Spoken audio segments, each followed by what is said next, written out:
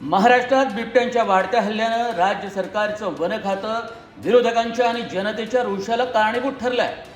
विधिमंडळाच्या नागपूर हिवाळी अधिवेशनात विरोधकांनी बिबट्याच्या हल्ल्यावरून सरकारला चांगलंच कोंडीत पकडलं।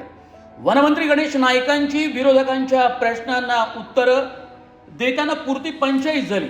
बिबट्यांचा मानवी वस्त्यांमधला वावर, पाळीव प्राण्यांवर होत असलेले हल्ले आणि मानवी मृत्यूंची संख्या यावर सदनात चर्चा झाली। दर दिवशी कुठल्या ना कुठल्या जिल्ह्यात बिबट्यांचे होत असलेले हल्ले थेट अधिवेशनात गाजू लागले।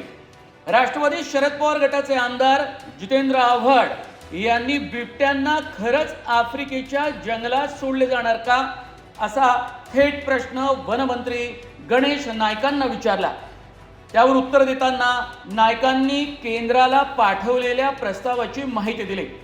अध्यक्ष महोदय, महाराष्ट्रातल्या बहुतेक सर्व जिल्ह्यात बिबट्यांची संख्या वाढते आहे। त्याच्यात मनुष्य आणि हिंस्त्र प्राणी यांच्यामधला संघर्ष वाढतोय। या सरकारकडे काही योजना आहे असं मला वाटत नाही। मध्यंतरी माननीय वनमंत्री म्हणालेले की आपल्याला आपले बिबटे आफ्रिकेला पाठवता येतील। असं काही आफ्रिकेच्या देशांशी काही आपली चर्चा झाली आहे का? झाली असेल तर ती कुठल्या स्तरावर झाली आहे? आणि आफ्रिकेतले देश आपले बिबटे घ्यायला तयार आहेत का? आणि जर त्यांनी घेतले नाही तर मग यांना रोखण्यासाठी आपल्याकडे उपाय काय? आज आता ज्यावेळेला मी शिरूरला गेलो तर त्या वाड्या वस्त्या जंगलामध्ये विभागल्या गेल्या आहेत। जंगल बाजूने वाढलेलं आहे आणि म्हणून वन्यजीवपेक्षा हे उसातला जीव आहे। आणि मग शेड्यूल 1 वन्यजीव म्हणजे शेड्यूल 1 मध्ये येतं आणि त्याचं रूपांतर शेड्यूल 2 मध्ये करण्याकरता वन विभाग महाराष्ट्र राज्यानं केंद्र सरकारकडे प्रस्ताव पाठवलेला आहे। ते 2 मध्ये आल्यानंतर त्याला एकूण सेन्सिटिव्ह प्राणी म्हणून तो गणला जाणार नाही। 2014 मध्ये बिबट्यांचे हल्ले आणि त्यात झालेले मानवी मृत्यू आणि 2025 मध्ये त्यांचं वाढलेलं प्रमाण खूपच जास्त आहे। 2024 ला बिबट्यांच्या हल्ल्यात 20 मानवी मृत्यू झाले। 2025 साली बिबट्यांच्या हल्ल्यात 68 मानवी मृत्यू झाले आहेत। एकूण मृत्यूंची संख्या ही बिबट्यांच्या हल्ल्यात 88 इतकी झाली आहे। बिबट्यांची महाराष्ट्रातील संख्या ती सुद्धा वाढली। 2022 साली बिबट्यांची संख्या 1995 होती, तर 2025 साली बिबट्यांची संख्या 3000च्या आसपास जाऊन पोहोचली। पुणे, अहिल्यानगर आणि नाशिक जिल्ह्यात बिबट्यांची संख्या लक्षणीय वाढली आणि तिथेच हल्ल्यांचं प्रमाण देखील वाढलं आहे। बिबट्या हा प्राणी केंद्रीय वन्यजीव कायद्याअंतर्गत शेड्यूल 1 मध्ये येत असल्यानं वन खात्याला कारवाई करता येत नाही। बिबट्याचा वावर मानवी वस्तीत वाढल्यानं त्याचा समावेश हा शेड्यूल 2 मध्ये करावा असा प्रस्ताव केंद्रीय वन खात्याला महाराष्ट्र सरकारनं पाठवला आहे।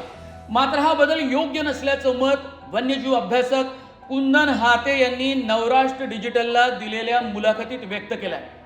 कारण लेपर्ड सुद्धा एक इकोसिस्टीम महत्वाचा असा भाग आहे, किंवा पूर्णपणे संपवून चालणार नाही।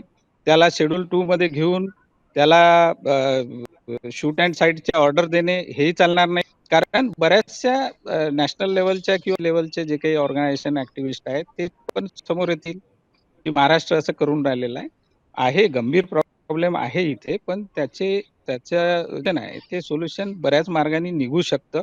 त्यासाठी बसावं लागेल ना। बिबट्यांचा मानवी वस्तीत वाढलेला शिरकाव आणि उसाच्या फडात त्यांनी निर्माण केलेला आपला नवा अधिवास हा चिंतेचा विषय झाला आहे।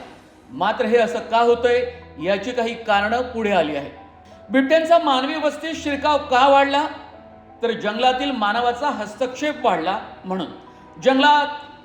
जंगल परिसरात विविध विकास प्रकल्पांची वाढ झाली आहे। वनक्षेत्रात होत असलेली घट आणि मानवी वस्तीत बिबट्यांचा आश्रय वाढला आहे। जंगलातील बिबट्यांचे भक्ष्य सुद्धा घटले आहे। बिबट्यांनी पाळीव प्राण्यांना भक्ष्य केले आहे। वन खात्याच्या बिबट्यांचे हल्ले रोखण्यासाठीच्या उपाययोजना खूपच चर्चेत आल्या आहेत, ज्यावर हिवाळी अधिवेशनात सुद्धा काहींनी आश्चर्य व्यक्त केलं। बिबट्यांचे हल्ले रोखण्यासाठी सरकारच्या उपाययोजना, बिबट्यांचा समावेश शेड्यूल 1 मध्ये करणे, बिबट्यांची नसबंदी करणे आणि बिबट्यांसाठी जंगलात 1 कोटी शेळ्या सोडणे। आणि याशिवाय बिबट्यांना आफ्रिकेच्या जंगलात सुद्धा सोडण्याचा विचार राज्य सरकारचा आहे. एकीकडे बिबट्यांच्या हल्ल्यानं उभा महाराष्ट्र हैराण झाला असताना आणि वन खात्याची भंभीरी उडाली असताना आमदार रवी राणा यांनी बिबट्यांना पाळीव प्राणी घोषित करण्याच्या मागणीची माजी विरोधी पक्षनेते विजय वडेट्टीवार यांनी चांगलीच खिल्ली उडवली. नाही दिले पाहिजे ना. पहिले रवी राणाच्याच घरी 4-5 बिबटे ठेवले पाहिजे आणि त्याला सांगितलं पाहिजे की तू आणि तुझ्या फॅमिलीनी मिळून जेवढे मेंबर असतील सगळ्यांनी एक एक बिबट्या पोसा आणि त्यानंतर मग दुसऱ्याला अनुभव सांगा की तो पाळीव प्राणी आहे की हिस्र प्राणी आहे. हे मग बच्चू कडूंचा अनुभव घेऊन बाकीच्या सत्ताधारी आमदारांच्याकडे त्यांच्या म्हणण्यानुसार मग 2-2 बिबट्यांचं वाटप करावं. व उर्वरित राहिलेच तर मग त्याचा विचार आम्ही करू. राज्य सरकारच्या वन खात्यानं बिबट्यांचे हल्ले रोखण्यासाठी सुचवलेले उपाय आणि त्यावर विरोधकांनी केलेले आरोप यामुळे हा मुद्दा जरी हिवाळी अधिवेशनात खूपच गाजला असला तरी कायमस्वरूपी पाळीव प्राणी शेतकऱ्यांचं पशुधन वाचवून मानवाचा बचाव करण्यासाठी दीर्घकालीन योजना आखावी लागणार आहे. बिबट्यांची वाढती संख्या आणि उद्भवणारे संकट आधीच लक्षात घेऊन त्यावर यापूर्वीच उपाययोजना आखण्याची गरज असताना वन खातं गाफील राहिलं आहे हे यातून स्पष्ट दिसतं. Navrashtra digital bureau, Mumbai.